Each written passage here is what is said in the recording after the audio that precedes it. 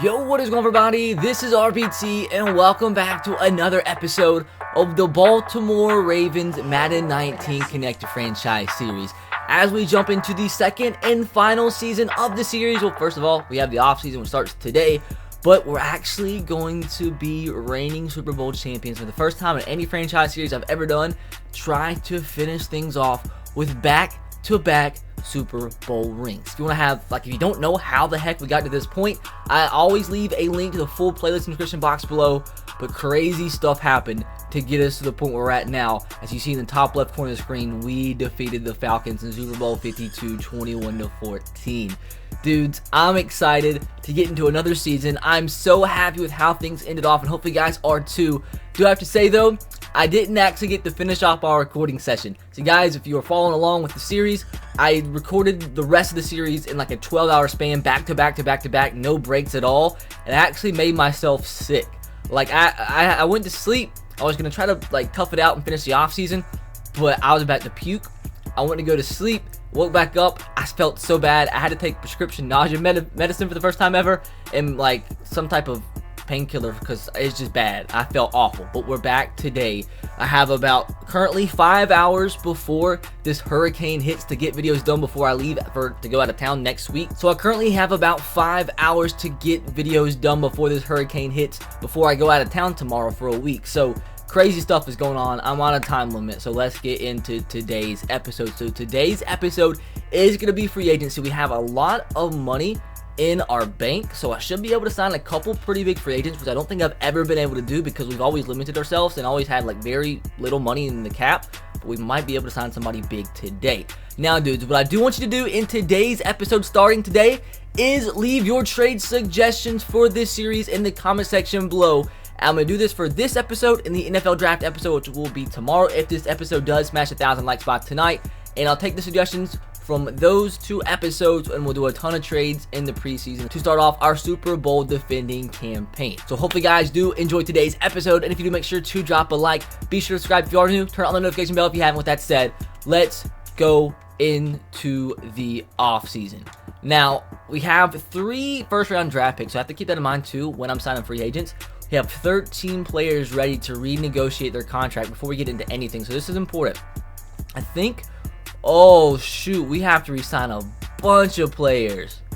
A bunch. See, Terrell Suggs has already regressed to an 83, and he's going to cost us, he's probably just going to end up retiring. $7.91 million per year, which would only leave us with $30 million in the cap. It is not worth it. So with that, I want to sign some type of massive free agent. So I think for now, what we're actually going to do, we will re-sign Colt Cruz to we'll go with a 5-year deal, our last chance to be able to re-sign him. We'll give him a couple extra dollars in the sign-on bonus. We'll give him $4 million per year. That'll leave us with $36.9 million in our cap. Submit this through, and Colt Cruz does re-sign with the Baltimore Ravens. Now, I'm gonna try to re-sign 2 more. Actually, nah. I like Boston Scott, but if I need to, I possibly could just re-sign him on a 1-year deal out of free agency if he doesn't get signed, or maybe I can just draft a 3rd-string running back, because I know he's going to cost a little bit too much for a 3rd-string running back when we already gave a huge contract to our backup running back in TJ Yeldon. Now, Max Williams, he's not asking for anything too crazy. That's going to only be, we'll give him a 6-year deal, only a $2.23 million hit towards our cap will leave us at $34.6 million, and he does re-sign. I think we're just going to let everybody else go.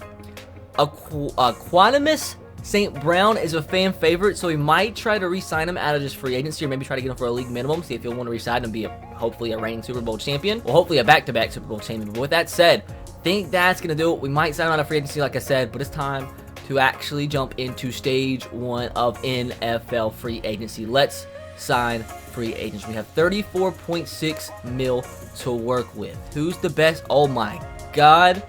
These free agents are some freaking trash. Some absolute trash. Who do we actually need? Oh my. I was hoping for an Odell Beckham Jr. to be available, but he's not. Des Bryant's available. Dante Moncrief. We could get some players potentially on the cheap, but we'll see what we can do. First of all, I mean, if we can get a player like Trevor Williams, an 85 overall cornerback, which Jimmy Smith has regressed all the way down to an 85 himself. That is not good. So if we can get one good cornerback like Trevor Williams, who will begin to progress, he's 25, he'll begin to progress, and he will like probably get up way higher than what Jimmy Smith was. We'll submit a bid. Although the Redskins offered 126 points worth of an offer, and that's a lot of money, so we'll have to see what it takes here. Let's see. We'll go up to like a 6-year deal, because they like long deals for some reason in Madden. 5.5 mil per year. I mean, this is a really good corner to get for not having to trade anything away out of free agency. We'll give him a we'll give him a $3 million sign-on bonus.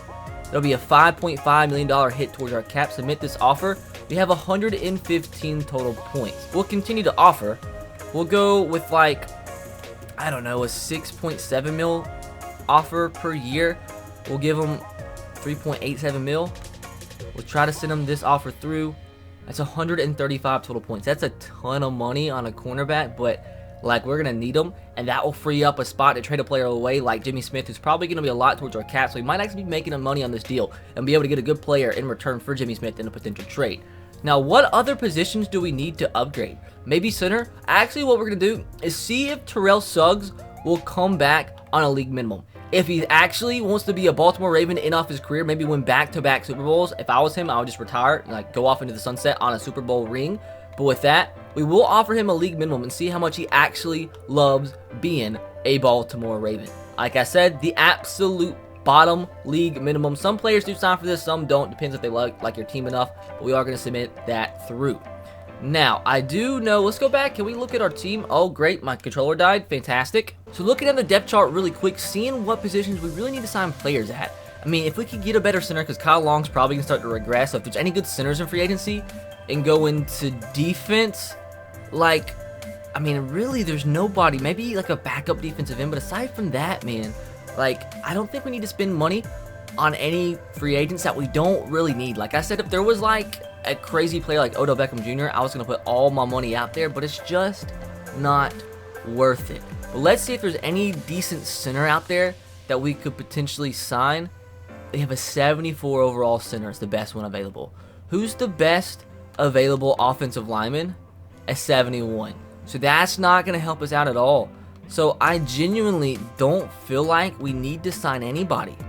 Like, maybe throw out some league minimum deals, but aside from that, like, maybe like a backup defensive end possibly, like, because we have Brent Urban, who's a 75 overall, so maybe like offer some league minimums to guys like this, and if we can get like 3 guys to sign just for depth purposes, because I mean, it would make a little bit of sense, you know, some players wanting to sign for a lot cheaper to be on a really good team, a team with a chance to win back-to-back Super Bowls, because every player wants a chance to be able to potentially win a Super Bowl. So we're offered Tyrone Crawford, and what other player should I offer?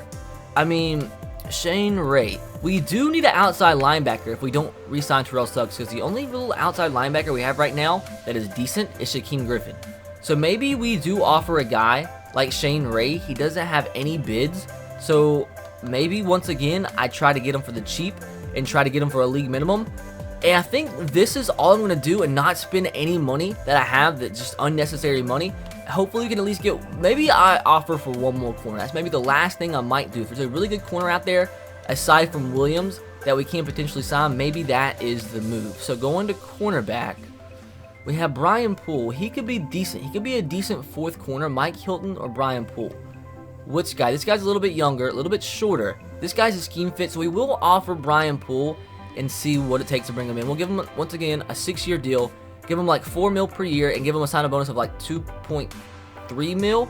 See if that's enough. And wow, that's actually, we're going to get him probably.